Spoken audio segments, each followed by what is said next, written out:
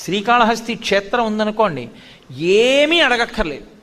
శ్రీకాళహస్తి క్షేత్రంలోకి వెళ్ళి కాళహస్తీశ్వరుడికి జ్ఞానప్రసూనాంబకి నమస్కారం చేసి బయటికి వచ్చేసారనుకోండి, జీవితం పొద్దు వాలిపోతున్నప్పుడు అంటే ఆఖరి ఊపిరిలో కాళహస్తీశ్వరుడు భగవన్నామాన్ని పలికిస్తాడు.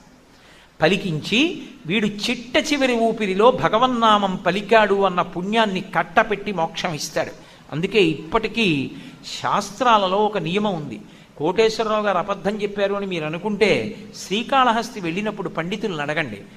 365 రోజులు నేను కాళహస్తి క్షేత్రం యొక్క పొలిమేర దాటను అని నిర్ణయం చేసుకుని శ్రీకాళహస్తి క్షేత్రంలో 365 రోజులు ఉండిపోయి 365 రోజులు కాళహస్తీశ్వరుడు యొక్క జ్ఞానప్రసూనాంబ గణపతి దక్షిణామూర్తుల యొక్క దర్శనం చేసిన వాడు ఎవరుంటాడో వాడికి మోక్షమే.